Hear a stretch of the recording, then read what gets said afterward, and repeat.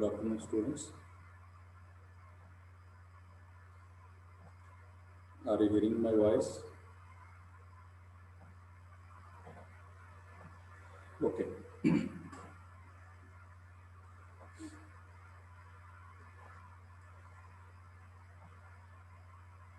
Okay. Among the syllabus of Dalit movements in India, we covered certain things in the module 2. In our last class, we observed, we discussed about the impact of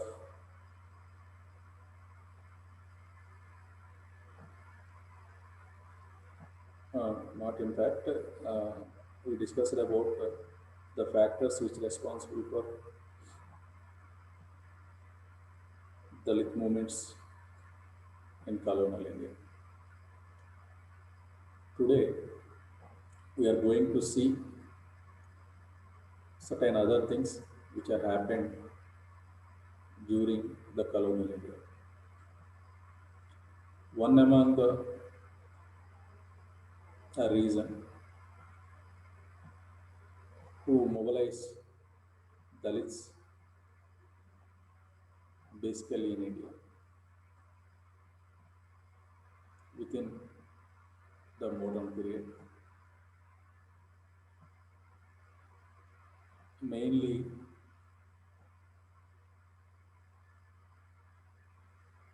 who made the awareness among these Dalit in India was the Christian missionaries. Christian missionaries were the important medium which converted into Christianity and they supported economically. They made awareness among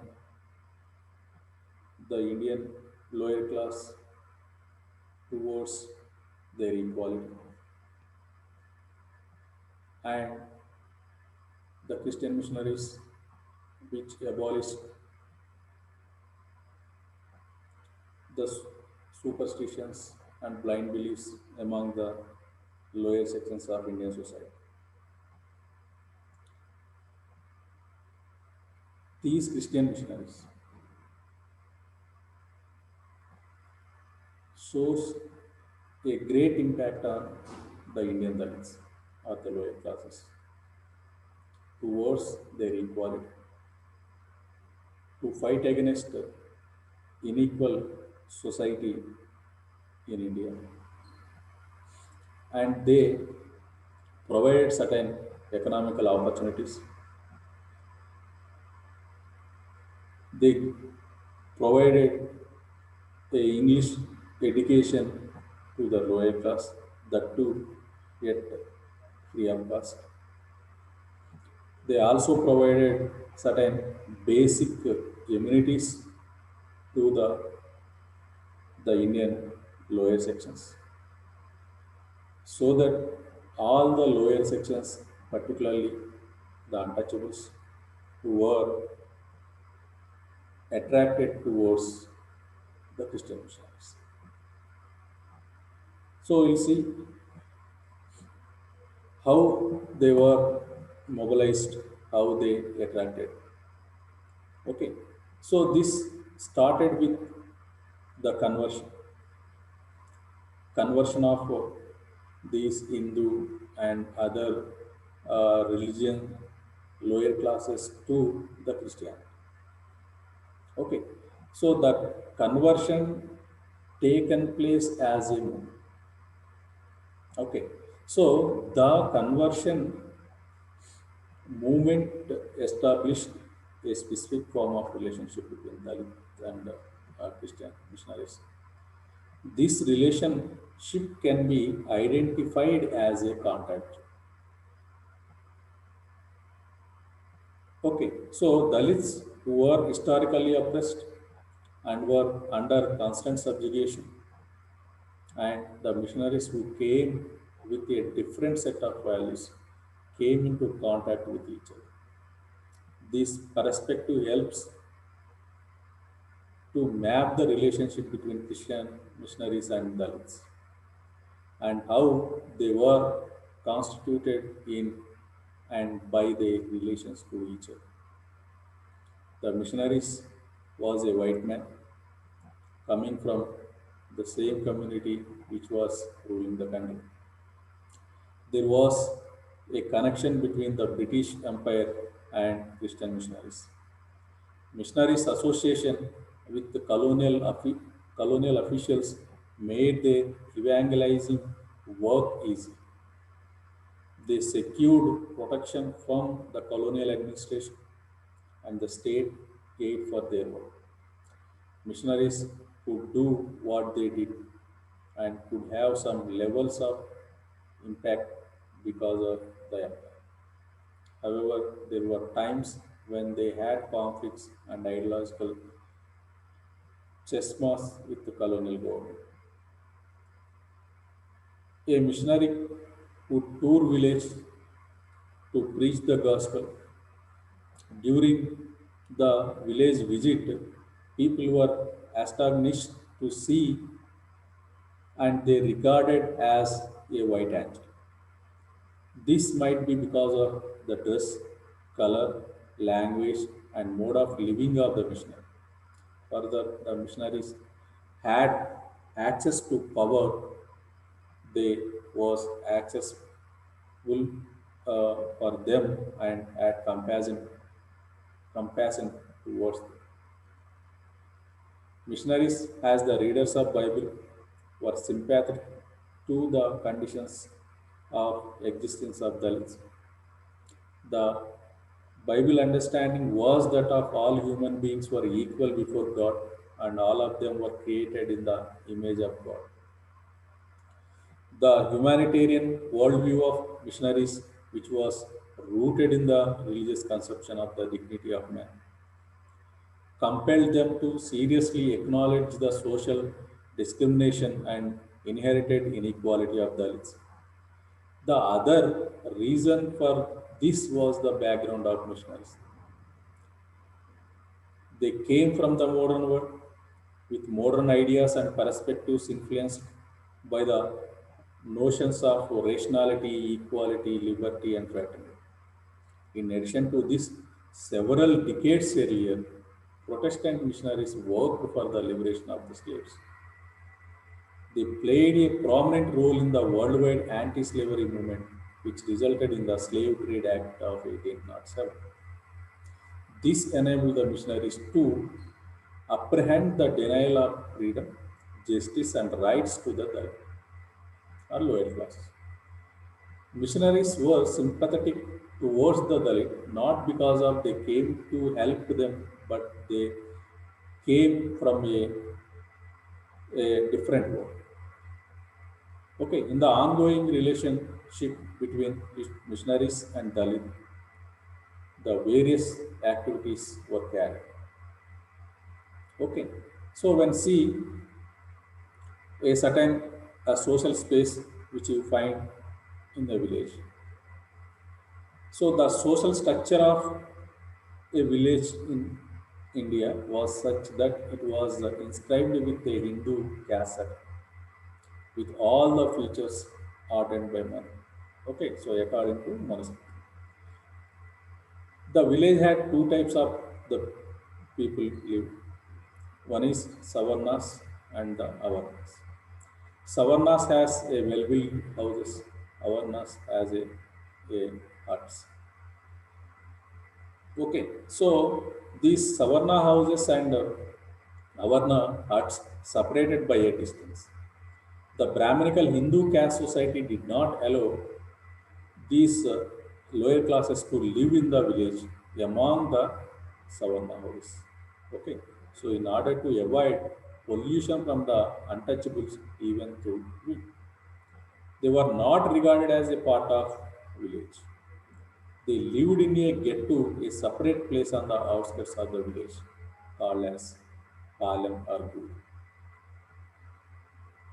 Okay, so unlike other castes who lived in mud roofed houses and other lower class lived in huts which were roofed with a thatch or palm leaves.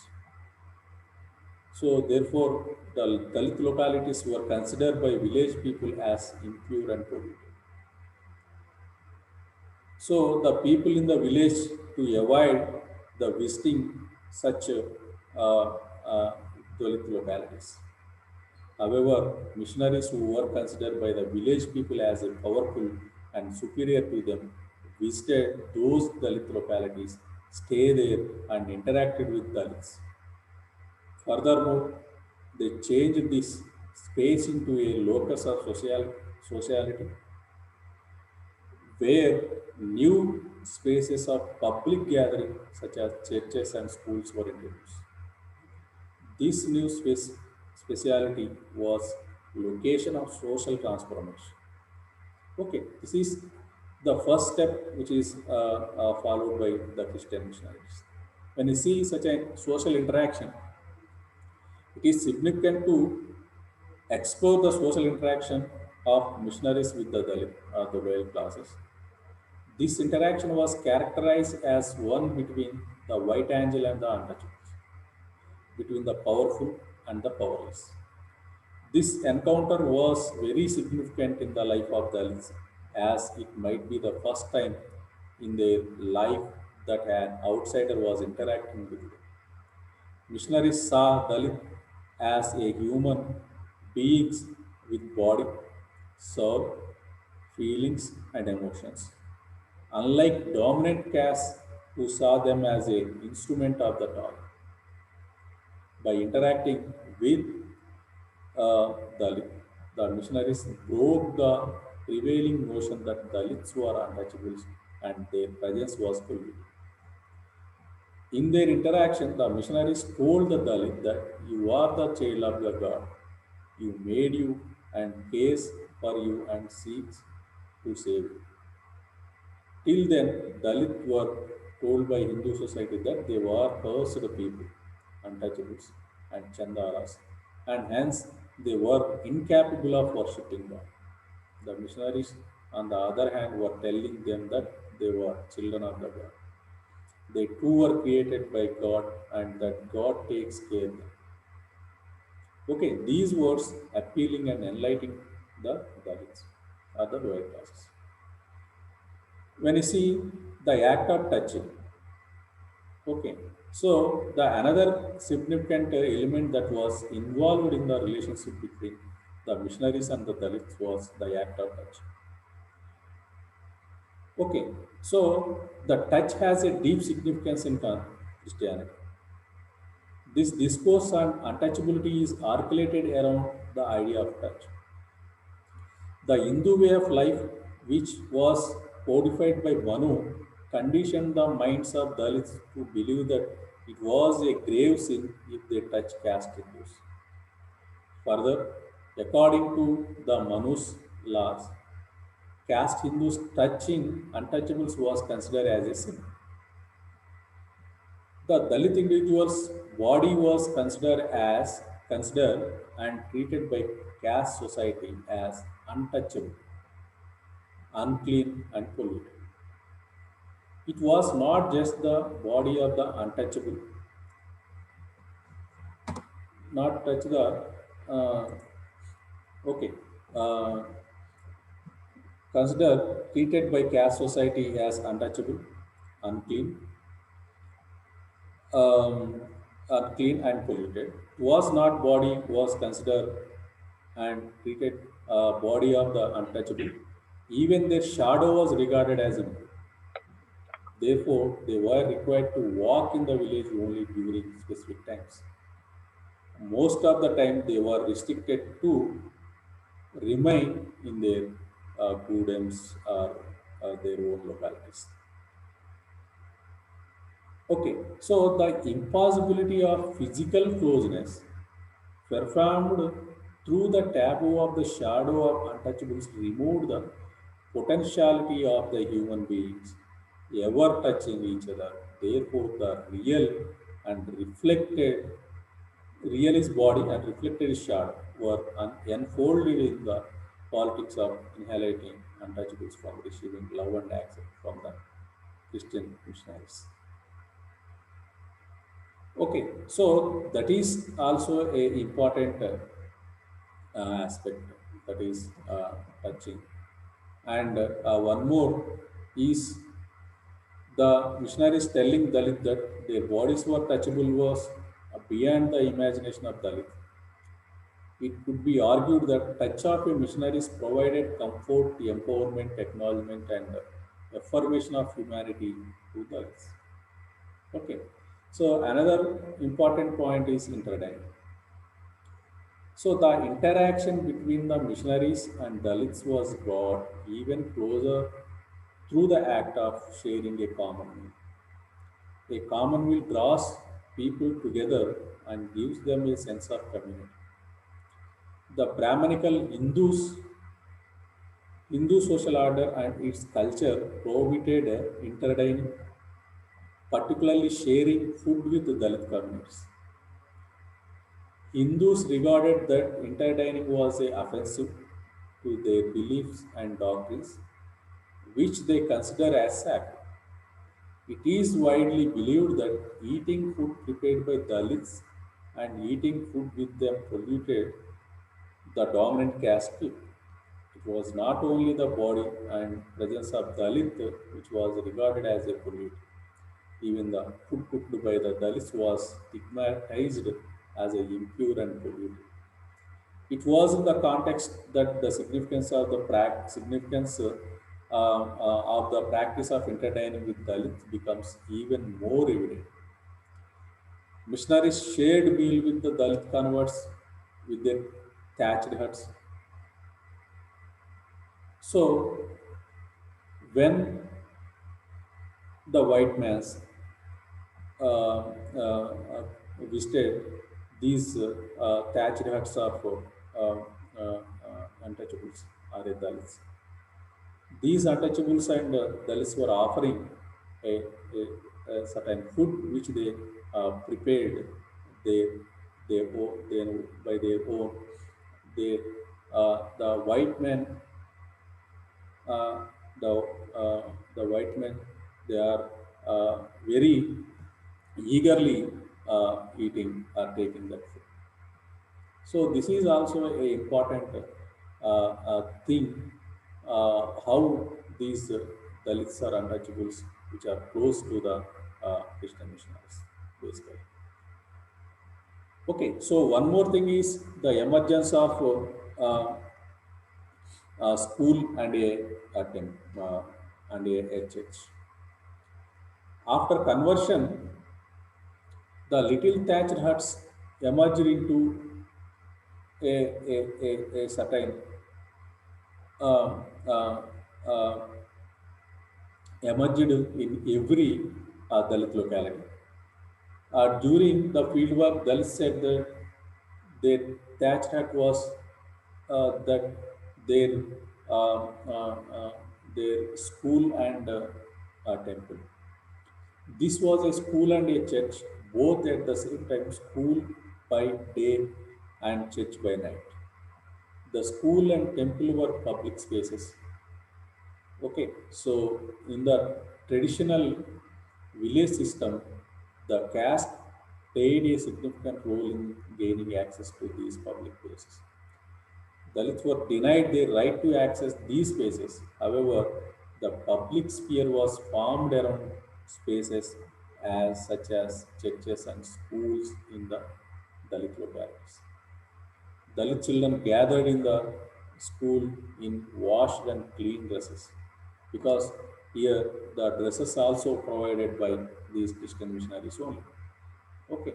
So it was here that men and women gathered every night and learned to sing, pray, and worship God and hear Christian preachings. Likewise, these Christian preachings, which brought some awareness themselves and which provided a feeling of unity among the Dalit. those who converted into the Christian. In course of time, a new consciousness emerged to what they heard during the Bible classes. The dynamic force of the word, the written word, is nothing but a Bible. Okay, and the spoken word is nothing but a missionary. Okay, so worked powerfully in the hearts of the listeners. In uh, so likewise, these Dalit got a beginning of new life transformation empowered in Dalit began in these thatched huts. Okay, so a new hopes, desires, aspirations are born. Okay, so Dalit, a, it was a door to a new life and the center of their community. So, likewise, gradually the Dalits were following certain common things like going, access to going for public wells. Okay, so Dalits were excluded from enjoying the right to access public wells in the village. Caste rules were very strict about the wells, so the practice of untouchability was related to touching water. When the Dalits went to the well, they were supposed to wait for the other caste people to give them water. If Dalits give water from wells, those wells were considered polluted. They were denied access to water because of their caste. Okay, so in some villages of India, these Christian missionaries were which provided certain provide certain wells to the separate wells to the Dalit localities to get water. Okay, so this is also a important thing how the uh, how the Dalits are lower classes were away. Okay, so even after these Christian missionaries taking sides with the Dalit, missionaries took a political stand when the saw Dalits were denied lives to dignity as a human being and individuals. Okay, so missionaries could not tolerate injustice and therefore supported Dalits in their cause. There was incidents in the missionary reports where missionaries challenged the practice of bonded labor, which was one of the essential aspects of the structure of caste system. In the Southern Indian Missionary Conferences of 1879, missionary Jacob Chamberlain presented such a case. Okay, so they were supporting the Dalits towards their rights. Okay, so and they also gradually abolished the bonded labor in the villages also. Okay, so these are certain things which these missionaries which uh, empowered these Dalits, particularly in the Indian society. In matters of justice, missionaries supported Dalits. On many occasions, when justice was denied to Dalit, missionaries took up the cases. Okay, so likewise, these missionaries were fighting with the upper caste, the government, with the side, with the support of these Dalits. Okay, so the involvement of missionaries in their lives of Dalit and their support for the Dalit in matters of justice led to dominant caste to look at them with a contempt. Okay, so these upper caste people were which they were opposing these Christian missionaries also. But even though the Christian missionaries were supported these Dalit people, and they sometimes uh, these basically the Christian missionaries provided welfare measures for the Dalits, and the Christian Association had played a major role from initial stages. It used all loopholes to uplift the Dalit movement. Okay, so likewise, these these um, Christian missionaries, which were treated the untouchables and made uh, these Dalits to live with a prestige, and they showed that any people in the society, they can touch a Dalit. Okay, so the pollution is a created one. Okay, so this thing which proved by these Dalits. Okay, so gradually by providing this providing English education through the schools, missionary schools, and also providing certain job opportunities to those who know the English, and they provided a certain a certain a income monthly. So all these are created these Dalit to attract towards the Christian missionaries. Okay, so later the various policies followed by the British Indian government, they also created they also set up various colleges and universities for further education. So those who are educated, those who cross the primary level, secondary, those may be they supported, the missionaries supported those who cross the secondary to study in a higher uh, uh, education in the colleges or universities. Okay, so they are providing certain scholarships to these Dalit or lower classes to go for further studies. Okay, so those who entered in universities or colleges for higher education, they are much aware when compared to those are in the villages, because they are aware with the things which are happened in the world at that time, and they are also aware with the various revolutions which taken place in the world at that time, and they also observed the French Revolution, which has created certain spirit in the minds of uh, French people. So Russian Revolution also a important one, which created awareness among these Dalit people, and various movements which are taken place at that time also created certain awareness among the Dalit or untouchables in the society to fight against these uh, upper class traditions and rituals, particularly in the Hindu scripture.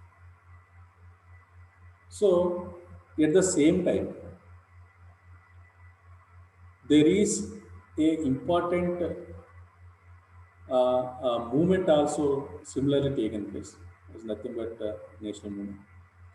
In the national movement, the leaders who forerunner in the movement were from the upper classes. So no role of lower classes were defined. So one side, the national movement, which is carried by the upper sections of the society. Other side, these lower classes, they are fight against uh, their uh, their identity and also their prestige, and particularly a social mobility. Okay, so likewise, these Dalits were aware, and they created certain uh, awareness among the uh, Dalits or lower classes in the Indian society, and later this class or society was clearly mobilized by other important Dalit liberators um, um, Dr. B.R. Ambedkar, Periyar, and Jyotiba Phule's. So all these, which is a great spark for these Dalit movements to fight against their rights. Okay, so this is end of my class today. Tomorrow again I'll meet you with another uh, concept. Okay, so I'm going to ending now. I'll meet you tomorrow.